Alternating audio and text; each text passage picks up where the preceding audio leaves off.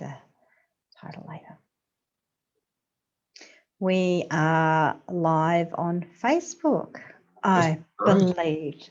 So welcome everyone to this Power Up Live on the Joyful Business Club. And today I have a very special guest, and we're going to talk about a topic that not everyone likes to talk about, but that's really important, and that is tax. Oh, sorry. Everyone loves talking tax. They just don't know. Everyone likes getting tax back. Not everyone likes talking about tax or preparing about it. It can be a bit crazy. So my guest today is Damien Hollingsworth, and he is a director in PWC's private clients team here in Canberra. He knows a fair bit about tax because he has over 15 years experience working in Big Four professional services firms, both here in Australia and in the UK. And during this time, he's gained quite a lot of experience in providing taxation services to both the public and private sectors. Now, I've met Damien at the Canberra Innovation Network. I'm actually streaming today from the Canberra Innovation Network. I'm in their orange room. So this is actually wallpaper. It's not a Zoom filter. It is actually the background behind me. And Damien has a particular interest in the startup ecosystem and new companies that are being founded. Welcome, Damien. Thank you, Serena. It's great to be here. Thank you so much. So tax, you like talking tax? I love talking tax, and I think that everyone who is in business should love talking tax, because unfortunately it is something that when you make money, and the goal is obviously at some point to make money, you are going to have a relationship with the ATO. And I can appreciate that that can be scary and daunting for a lot of people, especially who are in the startup community and are so focused on building their business, and that's all great. But if you set up or ignore your tax obligations, then unfortunately that all the hard work you put into the business can very quickly disappear through the actions of the ATO. Yeah, exactly. And often too, so much of what we do is really dependent. You know, the tax implications of things are really so critical in terms of how we set up our business and how we run our business. Exactly right. I mean, you look at, the top marginal tax bracket for an individual is 47 cents in the dollar. So, if you're doing something that attracts that rate, then automatically pretty much half of your income is gone to the taxman. So it's certainly something you need to consider. And so that's where I think what we've spoken about, Serena, was talking about the kind of different business structures that a lot of people might be considering, because this is something that people will often start in a business and just start as a sole trader, or they may have some advice from someone that says, oh, you should set up a company, and then they operate their business out of that way. But each of the business structures has very different tax obligations and very different potential tax ramifications from what could be the same dollar of income. So what I was going to talk to just very briefly was kind of the three main structures that we see in especially the startup space. But if you push this out to your multinational corporations, we're still talking about the same type of thing at the end of the day. But most people will, when they put on their business hat, my wife is in this position, she's a psychologist, they'll set up as a sole trader. And the sole trader structure is literally I as an individual am the business. There's no separate legal entity. It's just me, Damien Hollingsworth, or me, Serena, where you're the business. The beauty of that is that it's simple. Like you don't have to do anything to set up another entity. You are already around, you're already in existence. So you don't have to incur those legal costs or accounting costs to set up another company or a trust. What I would recommend if you're going down the sole trader route is you look into your ABN, to Australian Business Number registration requirements, and most people, if they're at that point, I think would probably have an ABN. Mm-hmm. You would think so. If you don't have an ABN, go out and get an ABN. It's not as scary to get as you might think, nor it is as expensive to get as you might think, but you need one. That's exactly right. And a lot of your potential clients and suppliers won't do, or you'll find it harder to deal with them if you don't have an ABN. So if you're thinking about it, that's the very first thing. The next thing would be have a look at the GST registration requirements as a sole trader.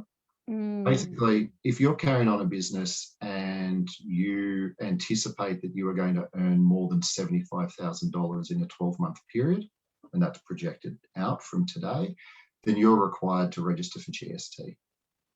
Now, what that means, and this covers whether your company's registered for GST or your trust or you as an individual, but we'll talk about it in the sole trader world, is for every sale you make, and if you're registered for GST, you have to charge GST on top of that. So for example, you were going to charge $100 GST exclusive, you then have to add 10% on top of that to your customer. So you would be charging $110. Hopefully, so let me say, hopefully you'd be charging $110. It may be that if you were charging 100, you then have to wear some of that GST as a cost, and actually, you know, it works out to be $9.09, and that would be your be the GST you charge. The flip side is that GST is a cascading tax, and I don't want to get too far into the theory of value-added taxes, although I'm more than happy to if we have questions on it. So no questions yet, but I'm on the lookout for those questions. But it's a cascading tax. So to the extent you incur GST on your costs, so if Serena sells me something for $110 and $10 GST, and I'm registered for GST, that $10 I can claim back from the ATO. So the net cost to a business, in most cases, that incurs a GST, that incurs GST, is actually the GST exclusive amount. So for a lot of startups, it does actually make sense for them to register for GST, even if they're not at the point where they're selling or even at, you know, break even's a long way down the track. But even if you're not making any sales, because those costs that you incur will be reduced by the amount of the GST. So all your startup costs, if you're getting lawyers' costs, if you're getting, you know, advice from accountants and things, then those amounts will be reduced by the GST because you can claim that back. Yeah, that's a good point. But then I guess the flip side of that too is that you have reporting requirements. Very good point, Serena, and that is something that you need to weigh up, is that for when you have a GST registration, you have to then complete what's called a business activity statement, or a BAS, which I think, again, most people who are coming into business probably have this idea of a BAS, and, you know, it can be a little intimidating, but you have options in terms of your BAS lodgements. You can lodge them monthly, quarterly, or yearly. Obviously, the trade-off there is if you do them yearly, it's less administration because you're not doing one a month, but equally, then you're denying yourself that potential cash refund that we were talking about on your costs. So that's it's a classic conflict we see in the tax world, which is, you know, weighing up convenience versus potentially paying a bit more tax. And when we come to talk about some of the other issues, we'll see that throughout the tax world. Excellent. So that's, I'm still here, by the way, but I've got some problems with my camera, which I'm trying to work out, but I promise I'm still here. I don't know if you've seen the recent Zoom thing where a guy was in court and he had the filter for a cat on. So I promise that's not too weird with that. You're not a cat. I can see you're not a cat. I am not a cat. You just can't see me, but I am here, still just working on reconnecting my camera. Yeah, so it's a big decision, I guess, for a lot of people starting out in business about how to incorporate, you know, and also what to do with GST. And it can be confusing often when people issue their first invoice. It's often the thing that they sort of worry about at first. Should I be claiming GST or not? Yeah, really good point. So, you know, there are requirements that under the GST law that when you receive an invoice from the supplier, it has to have certain things before you can claim that GST. Now, most of those are fairly straightforward. You know, there has to be a description of the supply, there has to be a price of the supply and the GST disclosed, and also the supplier's ABN. So they're the kind of basic things you'd be looking for on a tax invoice from one of your suppliers before you claimed the GST. You also may want to, when you're setting them up in your accounting system, just go to, there's an ABN lookup website that the government hosts, and if any entity has an ABN, you can type in their ABN or their legal name there, and it will confirm that they're actually registered for GST. And so you can just get that certainty that you're correctly claiming the GST. That's a good point, actually. And actually, some advice that someone once gave me, and it seems very basic advice, but it's, if you don't know whether you're registered for GST or not, you're probably not. That's exactly right. Yeah, the ATO will be dropping you emails and writing to you pretty quickly if you haven't lodged a BAS. So yeah, if you under any illusion as to whether you're registered or not, it's a pretty safe assumption to assume not. But you can always go to the ABR lookup website, and that will confirm it for you when you put your ABN in. So Janita has said that she loves talking tax. So you're in the right place, Janita. And she's also asked me if I'm a cat. No, I'm not a cat. I'm a human being. In fact, I'm back now, so it's all good. That's great. So I think, Serena, just to close on the kind of sole trader business structure there. Obviously the convenience side is the main upside. The main concern with it is that you are the business. So if something goes wrong in the business, then, you know, hopefully it doesn't, but, you know, playing out the worst case scenario, and risk always has to be a consideration in your business structures. If something goes wrong and you're a sole trader, then you as the business and all of your personal assets may be liable. So if you for example, you own your own house, something goes wrong as a sole trader, then, you know, potentially your house is up if there were any, you know, if there was any finding of liability against you. So if you are going to go down the sole trader route, it's a very simple setup. Weigh up your risk options, and, you know, seriously think about some form of business insurance in that situation. Thank you for that. And we have a question from Janita. So Yeah. She's asked, if you don't have a tax invoice from a recent bill, but you are doing your BAS, is it best to do an ABN lookup and see if you're GST registered, and then allocate GST to your expense? So you can't, there's a couple of things in there. So yes, always use the ABN lookup to confirm the GST status of your supplier. You can't actually claim GST until you hold a tax invoice. So if you know that you've incurred a cost, for example, you've paid a supplier $110 and they are going to get you a tax invoice, you can't actually claim the GST in your BAS until you receive that tax invoice. So for example, if you're a monthly reporter and you pay the amount on the 30th of January, and you don't receive the invoice until the 2nd of February, then technically you should be putting that GST in your February BAS. So if you haven't got a tax invoice and a legitimate tax invoice from your supplier, you can request one. It's a requirement under the GST law that anyone who's registered for GST provides a tax invoice. So if you haven't received that legitimate tax invoice from your supplier, ask them to do it and then claim it once you've got that documentary evidence. Thank you for that. That's all right. So the second business structure that we often see in the startup world, especially, is a company. A lot of people will, you know, go to their local lawyer or even do it themselves and set up a company to run their business out of. The beauty of a company is that it is a separate legal entity. So anything that happens in the company stays in the company, with a couple of minor exceptions, but we won't get too technical about that. But the problem with that is that the company, as a separate legal entity, has its own set of obligations and requirements and things. So you can't just take money out of the company, even if you are the sole shareholder and director, without there being potential negative tax consequences. So what I like to tell my clients is that there are 3 ways to get money out of a company, because again, tax is about money, and hopefully everyone's business here is making money. So you can pay yourself a salary, so you can be an employee. Mm-hmm. And then you just have the same obligations as an individual as if you were receiving money from any other employer. So the company will be required to withhold that amount, or withhold an amount from your payment. It's called the pay-as-you-go withholding system. Mm-hmm. So if the company does have any employees, then you will need to, in addition to GST, register for PAYG withholding. And on your BAS, that amount will be remitted to the ATO as well. So that's another payment that would go in your BAS. Then at the end of the year, you would issue a payment summary to your employees, and then they would go away and lodge their individual tax return, even if that's you as the only employee in the business.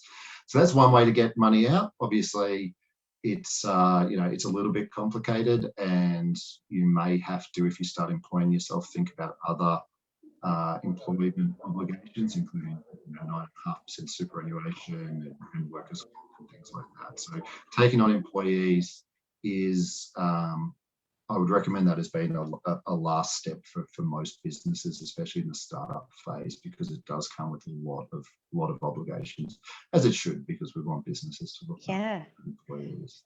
Especially in the startup phase where there may not be a lot of income coming in yet. It's a fairly big commitment to be paying a regular salary. Exactly, that's right. So it's not that common in the startup phase, but some people will try and try to employ themselves, and so just something to be aware of there.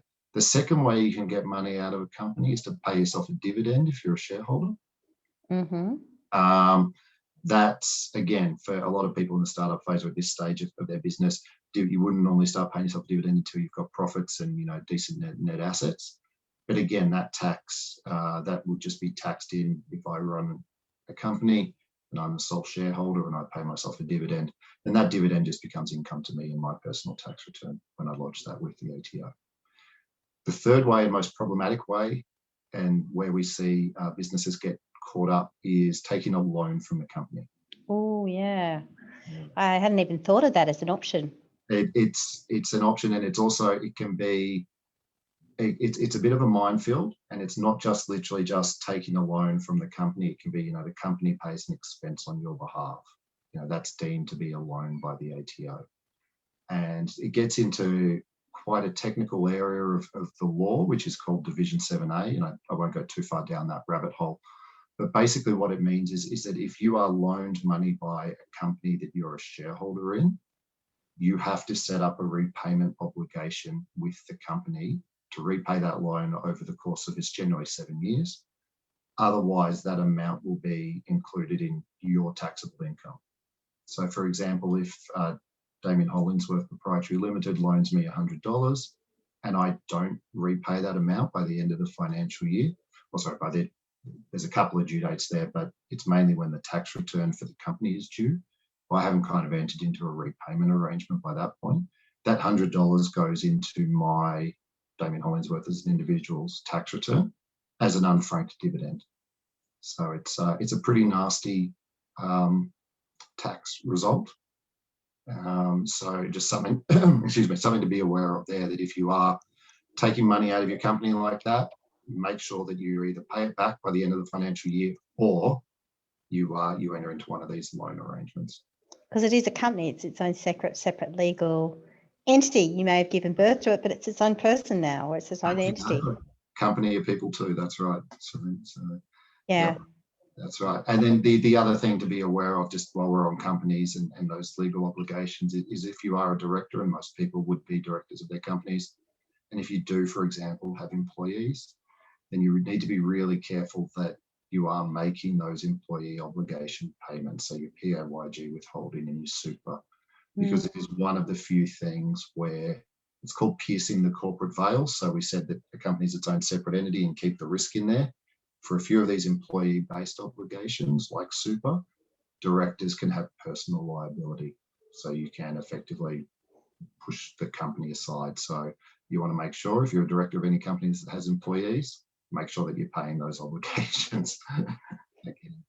Yeah, very important. Make sure you pay your obligations, pay your staff, pay your employees, not just their salary, but also their super. And I'm always shocked by the amount of companies that don't do this, and they do get found out, and it's not pretty. It is really not pretty, and the ATO has made it very easy for employees to report companies, and the penalties are pretty substantial in terms of the amounts that you could be personally liable for. So just make sure that you're across those employee payments. So employee super is generally due the 28th day of the month after the end of the quarter. So end of March by the 28th of April. So make sure you're making those payments. Making them, and make sure you're making them on time. Number two.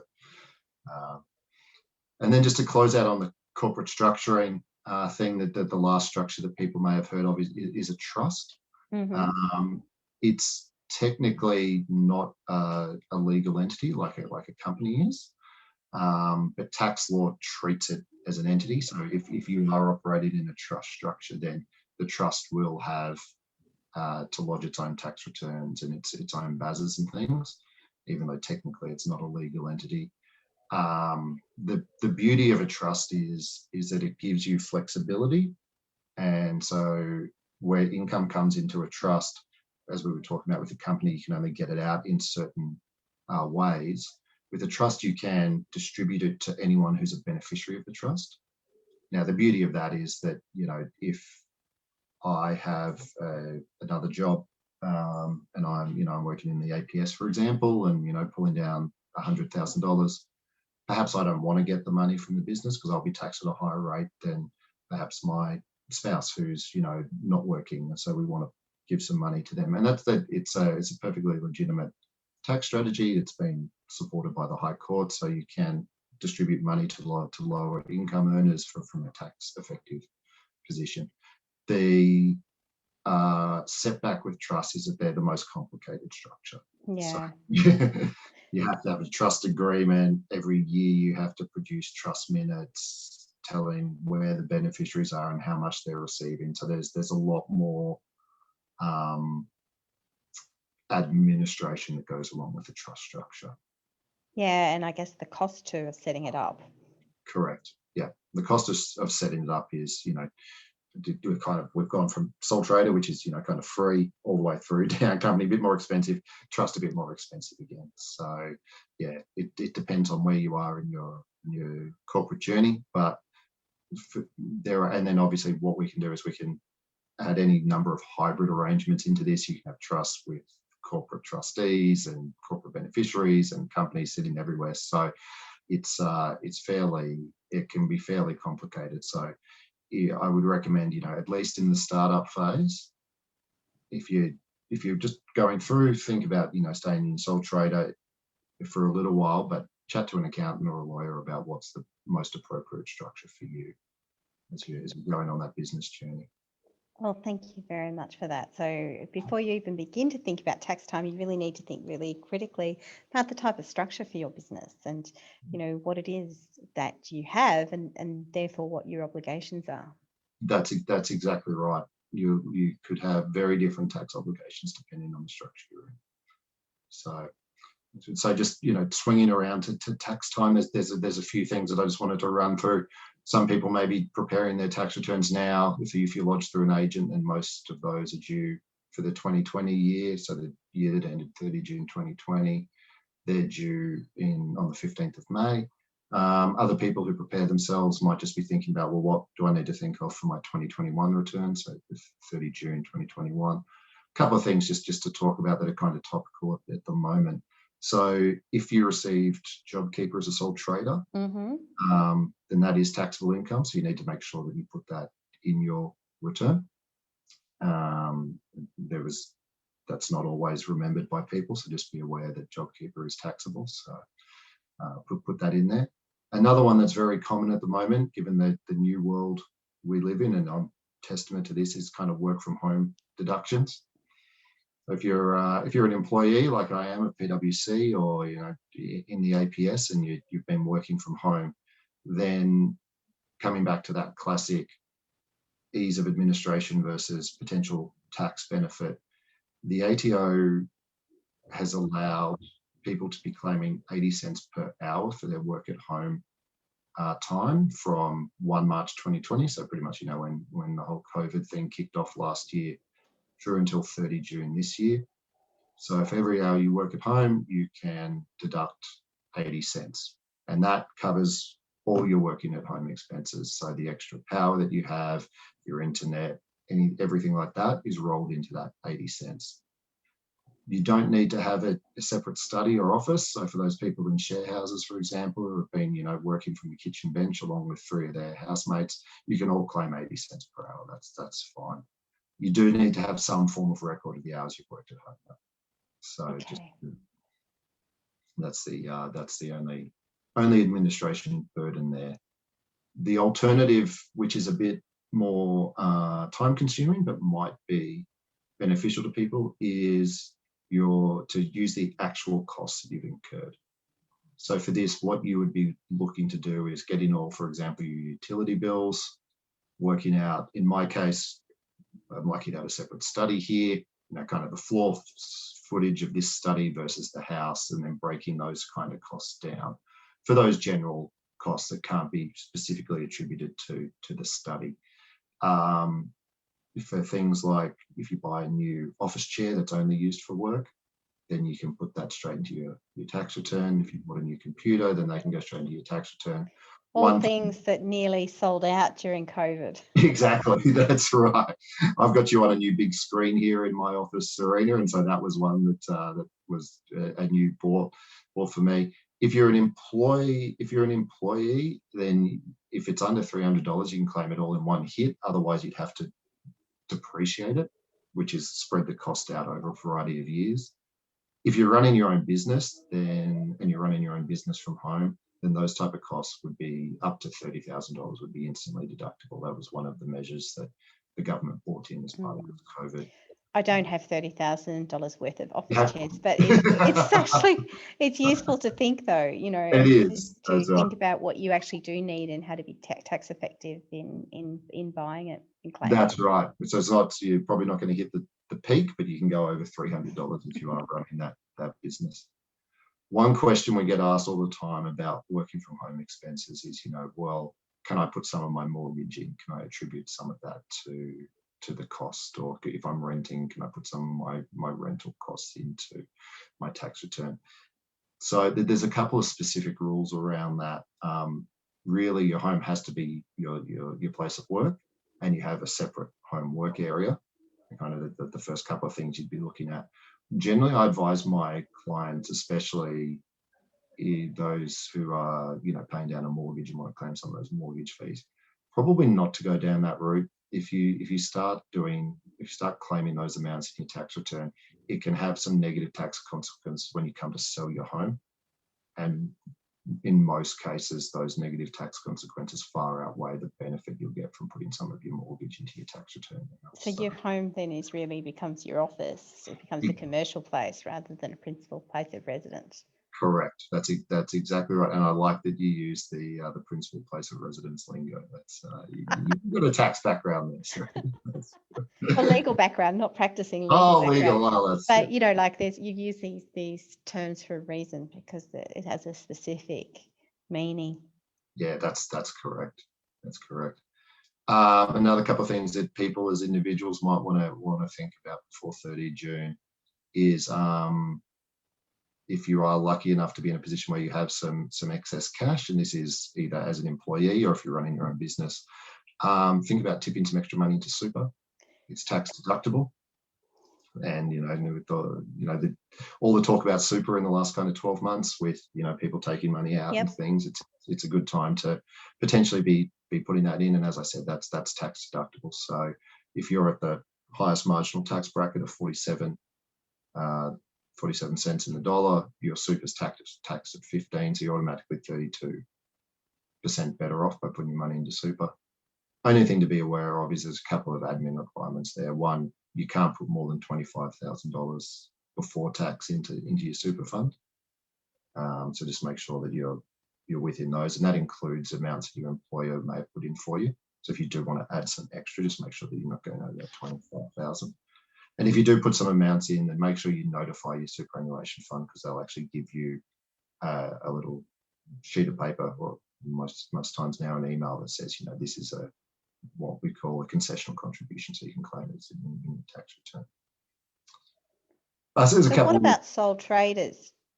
Sorry, this is something that often isn't talked about. Like for employees who are on a high salary, it makes sense to salary sacrifice into super. What about sole traders?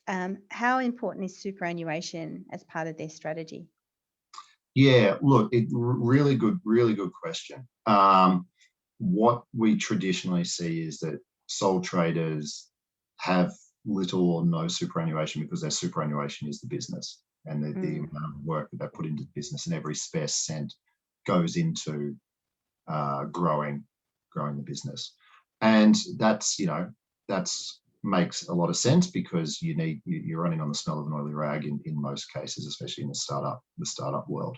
So look, I mean, obviously financial advice is dependent on everyone's personal situation. Super is one of the best structures from a tax perspective. So if you put money into super from a tax perspective, that's one of the best things you can do. You've got to weigh that up against the cost of actually running your business. One of the good rules that came in 3 or 4 years ago now, when Malcolm Turnbull's government made a few changes to the superannuation laws, is we're talking about that $25,000 cap that I was talking about for each year. There are what's called carryback provisions now.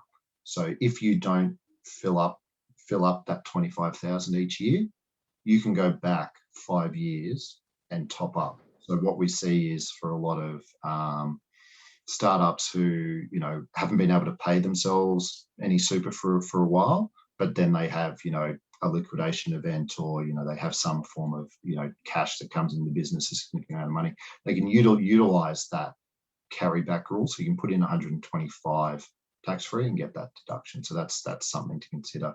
That's also quite a handy rule for people who are employed, and one of the reasons it was brought in was for women who are going on extended periods of maternity leave, who may have lower superannuation than they wouldn't. They'd then come back into the workforce. They can then add that carryback amount in. So there is flexibility there if you're a sole trader to kind of effectively defer the super for 5 years if you think you're going to have a liquidation event in the near future. And then when you're earning megabucks, then you can put more in. Exactly, that's right. I love it. Well, thank you so much, Damien. Believe it or not, it's 30 minutes already. Really? I know. We've been having so much fun talking about tax.